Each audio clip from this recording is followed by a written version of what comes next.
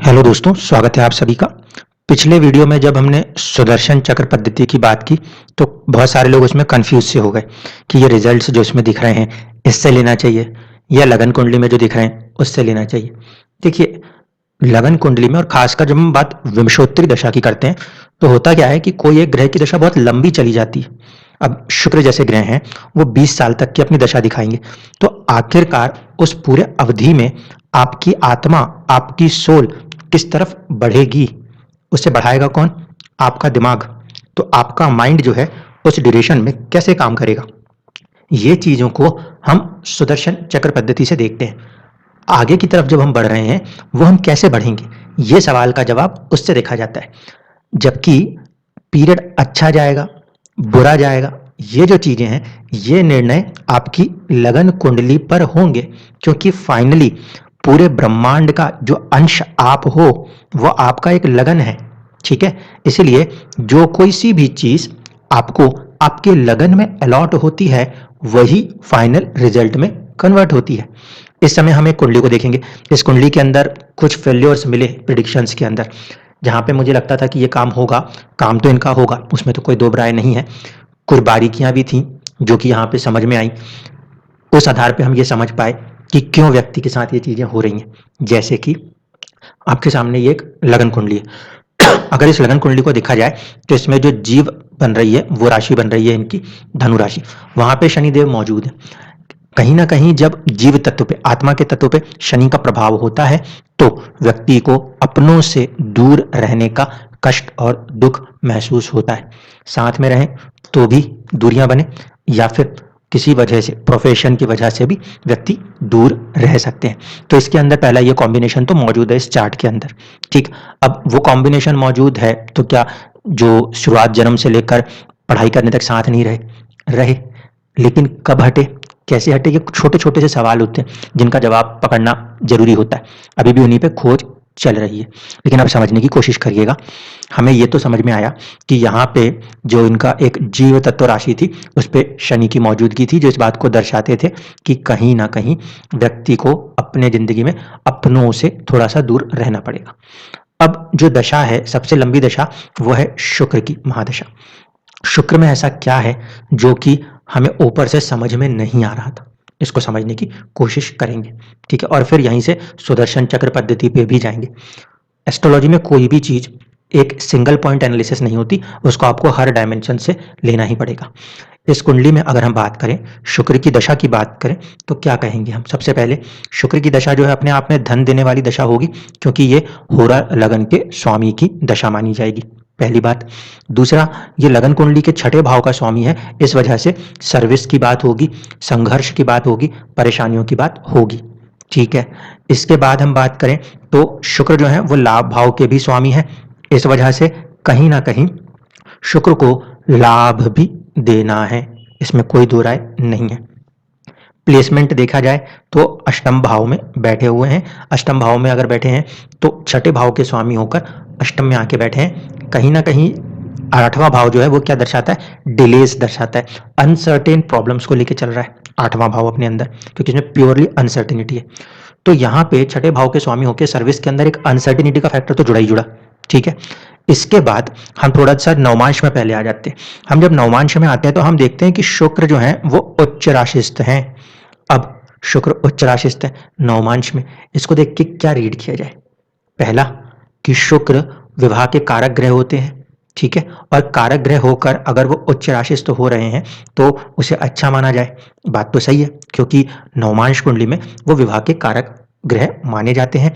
और अगर आप इनका ओरिजिनल नवमांश देखोगे तो वो 7th हाउस के लॉर्ड भी हैं, उसमें भी कोई दो राय नहीं है। लेकिन इस पर्टिकुलर कुंडली के अंदर जब हम डिग्रीज में जाते हैं तो हमें एक चीज और समझ में आती है। अब देखिए, दो चीजें कैसे आपस में कनेक्ट होने वाली हैं, और चीजों को कनेक्ट किए बिना समझना मुश्किल होता है। शुक्र की स्थिति देख लीजिए। अब आप, शुक्र अपने आप को सर्प देश कोण में लेके चल रहे हैं। सर्प देश कोण में हमने पहले एक बहुत पहले वीडियो जब बनाया था तब भी कहा था, कुछ पर्टिकुलर राशियों के अंदर कुछ डिग्रियां होती हैं जहां पे कि सर्प देश कोण आता है। ये पूरा D3 दिकड़ना का मामला है। तो वहां पे शुक्र का सर्पदेश कोण में आना, ये बात क्लियर इंडिकेशन है जब भी जो ग्रह सर्पदेश कोण में हो, उसकी दशा चल रही हो, तो कहीं ना कहीं उसके प्रभाव आपको परेशान करेंगे। अब उन्हीं चीजों को जरा रिपीट करके देखिए। शुक्र लगन कुंडली में छठे भाव के स्वामी है, नवमांश में उनको उच्चत्व प्राप्त हो रहा है। इसका मतलब है कि कैपेसिटी पोटेंशियल जो है वो ज्यादा बढ़ रहा है शुक्र का। छठे भाव के स्वामी और 11वें भाव के स्वामी जो कि उस लगन कुंडली के लिए फंक्शनल नेचर में क्या है, मैलेफिक है, ठीक है।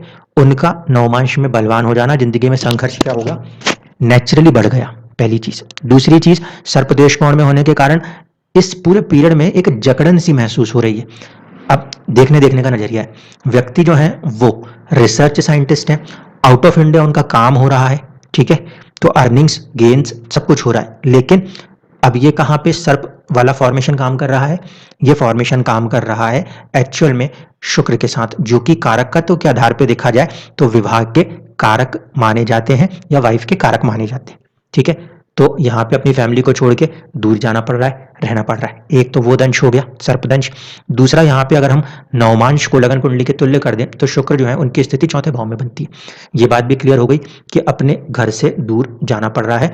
कहीं ना कहीं जो इनडायरेक्ट जो इफेक्टर इफेक्ट है शुक्र का नवमांश में किस्मत से, वो कहाँ से आ रहा है, 4th हाउस से आ रहा है, हमारे ओरिजिनल लगन कुंडली के। तो ये चीजें हम अपनी ओरिजिनल पहले लगन कुंडली में टेस्ट कर लेते हैं, ठीक है। अब देखते हैं कि इतनी बातों को आपने समझ लिया, 2-3 बातों को और समझ लीजिए। इस लगन कुंडली में, क्योंकि ये 9 नंबर से बन रही है, इसमें कौन कौन से ग्रहों को फंक्शनल मैलेफिक मानेंगे। फंक्शनल मैलेफिक वो ग्रह होते हैं जो कि आपके लगन कुंडली में छठे भाव के स्वामी होते हैं, अष्टम भाव के स्वामी होते हैं, द्वादश भाव के स्वामी होते हैं, तृतीय भाव के स्वामी को भी लिया जाता है और 11वें भाव के स्वामी को भी लिया जाता है, ठीक है। इस हिसाब से अगर हम देखें तो सबसे पहले तो शुक्र जिनकी महादशा चल रही है वो छठे और 11वें के होने के कारण कंप्लीट फंक्शनल मैलेफिक है। अष्टमेश होने का दोष चंद्रमा को नहीं लगता, ऐसा माना जाता है, ठीक है। लेकिन अष्टम भाव के फल नहीं करेंगे ऐसा तो नहीं कहा जा सकता, कुछ मैटर्स में वो भी चुनौतियां दिखाते हैं, ये दूसरी बात ध्यान रखना।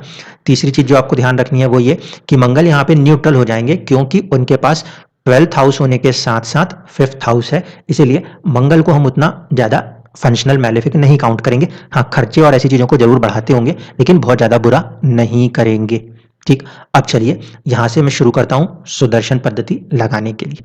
अगर मैं सबसे पहले सूर्य से लेके बोलूं कि ये 20 साल की दशा क्या कराना चाहती है, तो मैं सूर्य कुंडली को उठाता हूं। सूर्य कुंडली से मैं देखता हूं कि शुक्र इन पर्टिकुलर सूर्य लगन से भाग्य भाव के स्वामी है और धन भाव के स्वामी है, ठीक है। इस वजह से कहीं ना कहीं वो लाभ भाव में बैठ के व्यक्ति को बहुत ज्यादा नेटवर्किंग, 11th हाउस जो होता है वो यूज होता है नेटवर्किंग के लिए, नए नए मित्रों को बनाना, चीजों को अपने अंदर बढ़ाना, लाभ कमाना, इन चीजों के साथ जोड़ने की कोशिश करेंगे।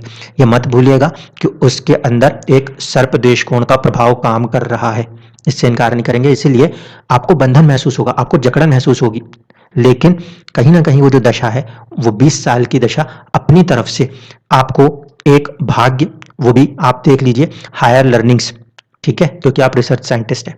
सेकंड हाउस वेल्थ, और दोनों के साथ वो बैठे कहाँ हैं जाकर, 11th हाउस। तो रिजल्ट्स यही हो रहा है, भाग्य से धन की प्राप्ति भी होगी और नेटवर्किंग भी बढ़ेगी। अब उसके लिए आपको बार बार काम चेंज करना पड़ेगी, सारी चीज होती रहेंगी, लेकिन कहीं ना कहीं दशा जो है सूर्य कुंडली के हिसाब से अगर देखा जाए तो आत्मा को उन्नति देने वाली दशा मानी जाएगी।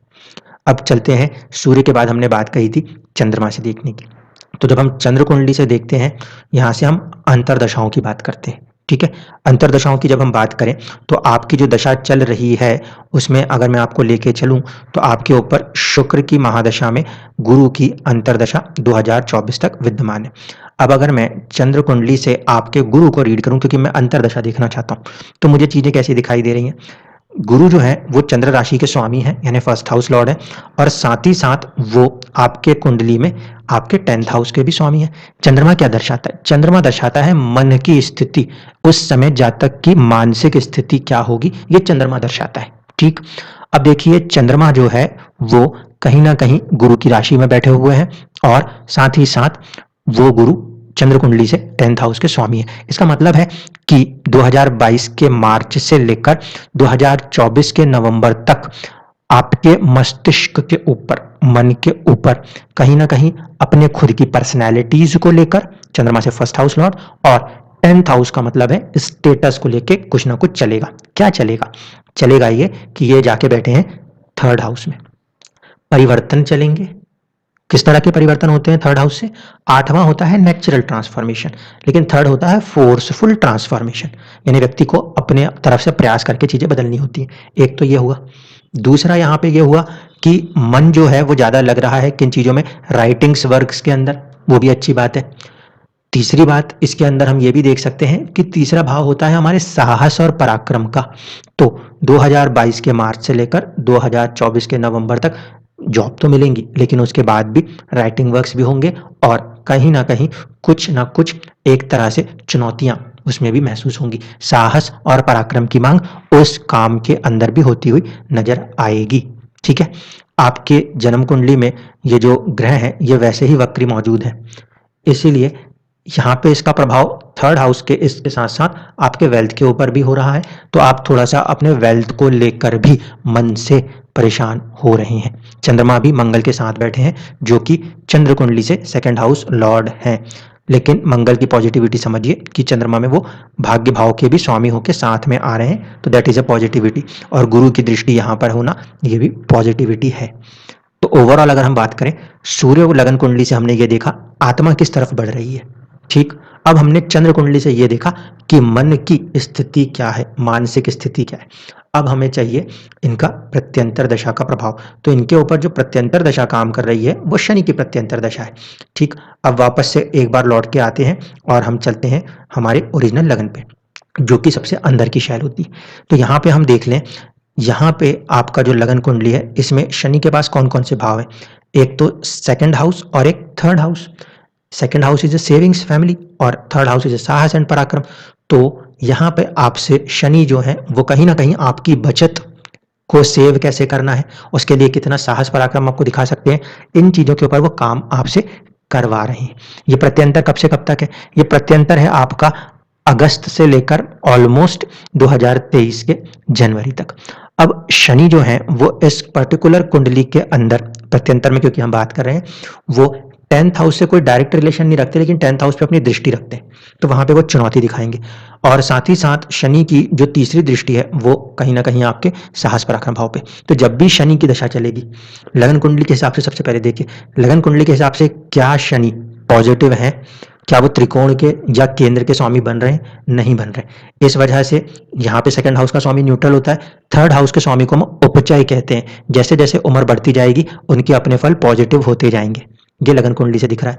सूर्य कुंडली से हम देखते हैं तो आपके जो शनि है वो थोड़े पॉजिटिव हैं, क्योंकि वो 5वें भाव के स्वामी बनते हैं। चंद्र कुंडली से देखा जाए तो आपके जो शनि है वो आपके 12th और 11th हाउस के लॉर्ड है। तो मस्तिष्क पे या मन के ऊपर जो प्रभाव है वो अर्निंग्स और परेशानियों को लेकर है, 12th वाली चीजें हो रही हैं। जबकि ओवरऑल कंडीशन में आत्मा सूर्य से देखा जाए तो आप उन्नति की तरफ ही बढ़ रहे हैं दशा के अंदर। और साथ ही साथ अगर आप देखें प्रत्यंतर में, तो शनि का प्रभाव को हम इस तरीके से रीड कर रहे हैं कि ये वैसे भी कारकत्व के आधार पे देखें दुखों के कारक ग्रह माने जाते हैं। भाव के हिसाब से सिर्फ आत्मा के लिए सूर्य के लिए एक पॉजिटिव हाउस के लॉर्ड है। इस वजह से कहीं ना कहीं आपको जो जॉब चेंज आ रहा है वो आपको एक पॉजिटिविटी देगा। ये क्लियर कट इंडिकेशन हम इस पूरी पद्धति से निकाल सकते हैं। अब सवाल ये उठेगा कि काम बनना कब चाहिए? तो देखिए, काम बनना चाहिए तब जब आपका 10th हाउस का स्वामी अपनी दशा अंतरदशा दे दे। शनि की जैसे ही आपकी ये दशा खत्म होती है, इसके बाद 2023 के जनवरी से लेकर मई के बीच में आपको दोबारा से कोई दूसरा ऑफर मिलने की संभावनाएं बनेंगी। ठीक है। जनवरी से लेकर जो आपका मई का पीरियड है उसके बीच में आपके पास संभावनाएं पूरी तरीके से बनेंगी, क्योंकि जनवरी के बाद के गोचर में जो शनि अभी 2nd हाउस पे बैठ के जहां वो बैठे हैं वहां भी चुनौतियां देते हैं, वहीं पे तो टेस्ट करते हैं। तो वहां से हटके 3rd हाउस में जाएंगे। 3rd हाउस में जाके टेस्ट आपके साहस पराक्रम का करेंगे, लेकिन आपके वेल्थ के लिए गेनफुल पीरियड बनेगा जनवरी के बाद से। तो ये चीजें जो हो रही हैं इसको हम इस तरीके से पूरा समराइज करके देखना है। शुक्र की महादशा अब आप समझ चुके, जब तक शुक्र की महादशा है 2032 तक, वो कहीं ना कहीं किसी ना किसी रूप में जो सर्प देश कोण है उसका प्रभाव जरूर दिखाएगी, जिसका असर शुक्र के कारकत्वों पर और साथ ही साथ उसके भाव प्रभाव पे भी देखने को मिलेगा। कारकत्व क्या हुआ? मैरिज और वाइफ। साथ ही साथ अगर हम बात करें 6th हाउस सर्विस और अर्निंग्स और गेन्स 11th हाउस, ये चीजें यहाँ पे काम करेंगी। बाकी की जो फॉर्मेशन हमने ली थी कि आपकी जो जीव राशि है उस पर शनि का प्रभाव, तो आप समझ गए शनि का प्रभाव तो आ रहा है लेकिन दशाएं उसको सपोर्ट कर रही हैं। ये नहीं कह सकता कि अगर किसी व्यक्ति की कुंडली में शनि जो है वो जीव राशि में बैठे हैं तो बिल्कुल बचपन से एक तरफा ही प्रभाव किया हो। संघर्ष साथ रह के भी दिया होगा, मैं उससे नहीं इनकार कर सकता, लेकिन दशाएं इस तरीके से अपने आप को फ्रेम करती हैं कि जो ग्रह कुंडली में अपने आप को जीव या देह के ऊपर लेकर आए हैं वो प्रभाव वो पूर्ण रूप से देते हुए नजर जरूर आते हैं। तो ये चीज इसमें है। जहां तक इस सवाल का जवाब है कि प्रोफेशन में राइज, प्रोफेशन आपका सूर्य के हिसाब से, आत्मा के हिसाब से पॉजिटिव साइड जा रहा है और कहीं ना कहीं आप अपने लाइफ के अंदर धीरे धीरे ही सही एक अच्छे राइज को हासिल करेंगे। ये सवाल आप जरूर कर सकते हैं कि ऐसा क्यों कह रहा हूं। ऐसा इसलिए कह रहा हूं क्योंकि जब ये शुक्र की दशा खत्म होगी तो आप देखेंगे कि सूर्य की महादशा शुरू होगी जो इस कुंडली में भाग्येश होते हुए आपके 10th हाउस में बैठे हैं जहां उनके पास दिशा बल प्राप्त है। तो 2032 तक आपकी जिंदगी आपको अप्स डाउन्स किसी भी तरीके से करके एक ऐसा ग्राउंड क्रिएट करना चाहती है जिसके बाद आप निखर के सूर्य की दशा में अपने प्रभाव को दुनिया पे छोड़ सके। इस वजह से ये सारी चीजें एक साइक्लिक वे में धीरे धीरे करके, जैसे हम बोलते हैं ना कि सोने को तपाया जा रहा है, ये सोने को तपाने वाला काम है। जिंदगी जिस बड़े मकसद से लेकर आई है उसे पूरा जरूर करेगी, क्योंकि इस कुंडली के अंदर कहीं ना कहीं आप ध्यान से देखेंगे तो एक तो सूर्य का जो कि भाग्य भाव के स्वामी है उनका आगे आना, दूसरी चीज जो हो रही है वो ये हो रही है कि शनि का खुद इस कुंडली के अंदर लगन पे बैठना। ठीक है, अब आपको लगेगा कि यहाँ पे जो मैं कह रहा हूँ शनि का लगन पे बैठना ये कैसे प्रभावित करता है। शनि का लगन पे बैठना नवमांश की कुंडली में शनि को अगर आप देखेंगे तो नीच राशिस्थ करता है। शनि का लगन पे बैठना, उस राशि में बैठना वो शनि को नवांश में कमजोर करता है। ठीक है, नीच राशिस्थ करता है। उसका प्रभाव आप कहाँ पे देख रहे हो? आप अपने वेल्थ के ऊपर देख रहे हो। लेकिन अगर इस चीज को मैं यहाँ से हटा के आपके दशमांश में दिखाने की कोशिश करूं तो आप देखिए वहां पे क्या प्रभाव है। जो आपका दशमांश का लगन बनता है यह सूर्य का खुद का लगन है और यह फॉर्मेशन है। शनि यहाँ पे पंचम भाव में आके बैठे हैं। पंचम भाव जो है वो कहीं ना कहीं हमारे लिए एक तरीके का एजुकेशन होता है। तो प्रोफेशन के अंदर भी जो चीजें सीखनी है वो चीज़ों को सिखाने वाला काम जो है ये शनि यहाँ से कर रहे हैं। दूसरी चीज जो मैंने आपसे कही कि जब भी जीव तत्व पे शनि बैठता है तो अपनों से दूर करता है, तो पंचम भाव सबॉर्डिनेट्स का होता है। यहाँ पे ध्यान से देखिएगा वर्गोत्तम है शनि, इसीलिए आप जहाँ पे भी काम करते हो कुछ सालों तक साथ में जुड़ाव देने के बाद वहां से हटा देता है आपको। ये चीज आपके साथ चलती चली जाएगी, लेकिन कहीं ना कहीं ओवरऑल कंटेक्स्ट में बात करें तो जो सूर्य है वो अपनी तरफ दशा लेके जाना चाहते हैं और वहां बढ़ाना चाहते हैं और यही चीज यहाँ पे काम करेगी। सूर्य राहु केतु एक्सिस में है, इसीलिए शुरुआत में चुनौतियां हैं, लेकिन एक समय के बाद सूर्य कितना भी अस्त होना चाहे या राहु कितना भी उसे ग्रहण करने की कोशिश करे, आखिरकार सूर्य उदय होता जरूर है। देर से होता है तो ज्यादा ही अच्छा होता है, क्योंकि बहुत जल्दी होने वालों का सूर्यास्त भी जल्दी होता है। आपके साथ यही चीज हो रही है। आपकी लाइफ में जो सक्सेस है वो स्लो है, लेकिन बहुत स्ट्रॉन्ग सक्सेस आपको मिल जाएगी, क्योंकि आप अपने दशमांश को देखिए, जो सबसे महत्व फलम का चार्ट होता है उसको देखेंगे तो आपका जो 10th हाउस का स्वामी है वो डायरेक्शनल स्ट्रेंथ ले रहा है। ये बहुत पॉजिटिव साइड है। ये जरूर है कि यहाँ पे दशमांश का 10th लॉर्ड आपके ओरिजिनल लगन कुंडली में सर्पदेश कोण में आने की वजह से आपको बहुत बंधन मुक्त करा के ही काम कराएगा। बंधन मुक्त कह रहा हूँ, सॉरी, बंधन युक्त होकर काम करने पे मजबूर करा के काम कराएगा। लेकिन यहाँ पर एक दूसरा फैक्टर है, वो है गुरु, देव गुरु की कृपा। ये चीज आपको पूरी तरह से सपोर्ट जरूर करेगी, इसीलिए चीजें आपके फेवर में जाएंगी।